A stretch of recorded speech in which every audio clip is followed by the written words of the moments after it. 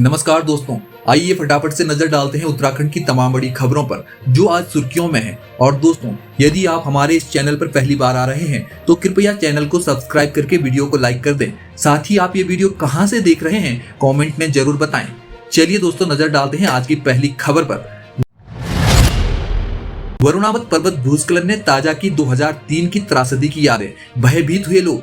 उत्तरकाशी में गोफियारा के पास मंगलवार देर रात वरुणावत पर्वत से भूस्खलन हुआ, जिसने लोगों को 23 सितंबर 2003 की त्रासदी की याद दिला दी।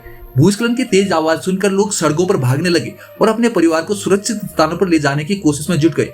कई लोगों ने आनन फानन में अपने रिश्तेदारों के घरों में शरण ली। बुधवार सुबह स्थिति सामान्य हो गई, लेकिन डर का माहौल अब भी बरकरार है। स्थानीय लोगों ने प्रशासन से मांग की कि पर्वत पर सक्रिय भूस्खलन जोन का ट्रीटमेंट जल्द किया जाए। संविदा कर्मचारियों के नियमितीकरण पर आहार आरक्षण विवाद, पॉलिसी पर उठे सवाल। उत्तराखंड कैबिनेट की हालिया बैठक में संविदा कर्मचारियों के नियमितीकरण के लिए पॉलिसी तैयार करने की बात कही गई थी। इस पॉलिसी में 10 साल से नियुक्त संविदा कर्मियों को नियमित करने की योजना है, लेकिन इसे लेकर आरक्षण से जुड़े विवाद खड़े हो गए हैं। उत्तराखंड SC/ST एम्प्लॉइज फेडरेशन के प्रदेश अध्यक्ष करम रावत ने चिंता जताते हुए कहा कि संविदा और तदर्थ नियुक्तियों में आरक्षण का पालन नहीं हो रहा है, जिससे आरक्षित वर्ग को नुकसान होगा। उत्तराखंड PCS प्रीलिम्स 2024 का परिणाम जारी। उत्तराखंड लोक सेवा आयोग UKPSC ने PCS प्रीलिम्स परीक्षा 2024 का परिणाम जारी कर दिया है। उम्मीदवार UKPSC की आधिकारिक वेबसाइट www.psc.uk.gov.in पर जाकर परिणाम देख सकते हैं। प्रारंभिक परीक्षा के दोनों पेपर संपन्न हो चुके हैं और अब अगले चरण की तैयारी शुरू हो जाएगी। सिया गांव के पास भारी भूस्खलन से NH 707A क्षतिग्रस्त, वाहनों की आवाजाही ठप। मसूरी से केम्प्टी जाने वाले राष्ट्रीय राजमार्ग NH 707A पर सिया गांव के पास भारी भूस्खलन होने से मार्ग क्षतिग्रस्त हो गया है। भारी वाहनों की आवाजाही बंद हो गई है, जबकि छोटे वाहनों को निकालने के लिए प्रयास जारी है। अधिकारियों ने बताया कि मार्ग के निर्माण के लिए एस्टीमेट तैयार कर उच्च अधिकारियों को भेज दिया गया है और जल्द ही मरम्मत कार्य शुरू हो जाएगा। मसूरी पहुंचे डॉक्टर कुमार विश्वास, प्रशंसकों के साथ बिताया समय। मशहूर कवि डॉक्टर कुमार विश्वास अपने परिवार के साथ मसूरी पहुंचे। इस दौरान उन्होंने प्रशंसकों के साथ फोटो खिंचवाई और अंग्रेजी लेखन रस्किन बॉन्ड की बुक शॉप का दौरा किया। उन्होंने रस्किन बॉन्ड को अच्छे स्वास्थ्य की शुभकामनाएं भी भेजी। अल्मोड़ा बिनसर वन्यजीव अभयारण्य में वनाग्नि से 6 की मौत मामले में निलंबित अफसर बहाल। अल्मोड़ा बिनसर वन्यजीव अभयारण्य में लगी भीषण आग में 6 वन कर्मियों की मौत हो गई थी। प्रारंभिक जांच के बाद निलंबित किए गए अधिकारियों को सरकार ने बहाल कर दिया है। जांच में पाया गया कि यह घटना एक जजमेंट एरर थी, जिसके आधार पर अधिकारियों को जिम्मेदारियों के साथ फिर से नियुक्त किया गया है। चमोली में बड़ा हादसा, आग लगने से बाल बाल बचे 15 श्रद्धालु। उत्तराखंड के चमोली जिले में बुधवार 28 अगस्त को बड़ा हादसा टल गया। ऋषिकेश बद्रीनाथ नेशनल हाईवे पर ज्योतिर्मठ के पास 2 वाहनों की टक्कर के बाद एक टेम्पो ट्रेवल में आग लग गई। इस वाहन में ओडिशा के 15 श्रद्धालु सवार थे, जो बद्रीनाथ रहे थे।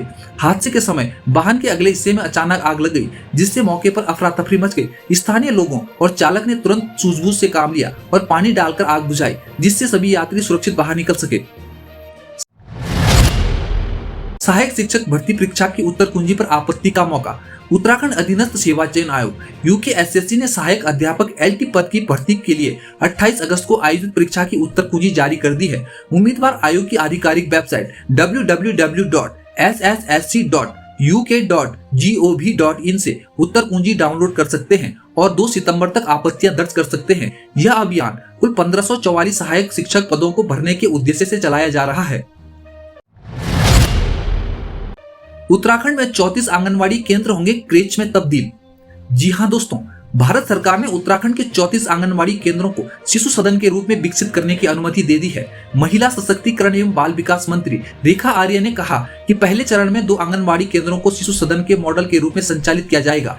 योजना के सफल होने पर अन्य 32 केंद्रों को भी डे वार्डिंग की तरह सभी सुविधाओं के साथ विकसित किया जाएगा। 2 सितंबर से शुरू होगा भाजपा का सदस्यता अभियान, मिस्ड कॉल से बन सकते हैं सदस्य।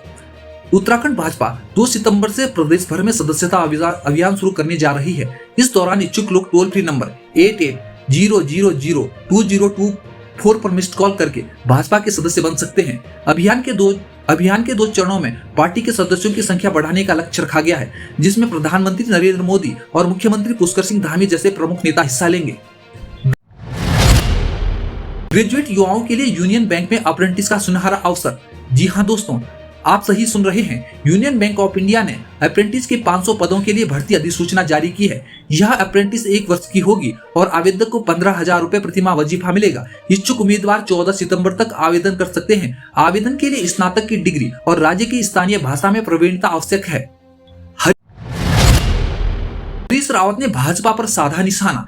पूर्व मुख्यमंत्री हरीश रावत ने गैरसैंण के मुद्दे पर भाजपा पर निशाना साधते हुए कहा कि अगर 2016 में उनकी सरकार नहीं गिराई जाती तो गैरसैंण के यक्ष प्रश्नों का समाधान हो चुका होता। रावत ने भाजपा में गए नेताओं को उजियारू बल्द कहकर अपनी नाराजगी जताई और कहा कि भाजपा ने गैरसैंण के पापियों को अपना लिया है। प्रदेश में मछली पालन से बनेगा रोजगार। 200 करोड़ रुपए की योजना प्रस्तावित। उत्तराखंड में स्वरोजगार के अवसरों को बढ़ावा देने के लिए सरकार ने ट्राउट मछली पालन की एक महत्वाकांक्षी योजना का प्रस्ताव तैयार किया है। नाबार्ड के सहयोग से 200 करोड़ रुपए की इस योजना के तहत मत्स्य पालन को प्रोत्साहन दिया जाएगा। 8 जिलों को संभावित जिलों के रूप में चुना गया है, जिसमें उत्तरकाशी, टिहरी, रुद्रप्रयाग, चमोली, पिथौरागढ़, बागेश्वर और हरिद्वार शामिल है। प्रदेश की नदियां और प्राकृतिक झीलें ट्राउट पालन के लिए अत्यधिक उपयुक्त हैं, जो रोजगार के नए अवसर पैदा करेगी। हरिद्वार BHEL में हुई करोड़ों की चोरी का खुलासा। 4 आरोपी गिरफ्तार। हरिद्वार के BHEL गृह भंडार से चोरी हुए 1 करोड़ रुपए से अधिक के सामान के मामले में पुलिस ने 4 आरोपियों को गिरफ्तार किया है। आरोपियों के कब्जे से चोरी का माल और चोरी में इस्तेमाल की गई स्कॉर्पियो गाड़ी भी बरामद की गई है। पुलिस ने मामले की गंभीरता को देखते हुए कई साक्ष्य एकत्रित कर आरोपियों तक पहुंचने में सफलता प्राप्त की है। झाणी गांव में भू धसाव और भूस्खलन से संकट, 60 परिवारों ने छोड़े घर।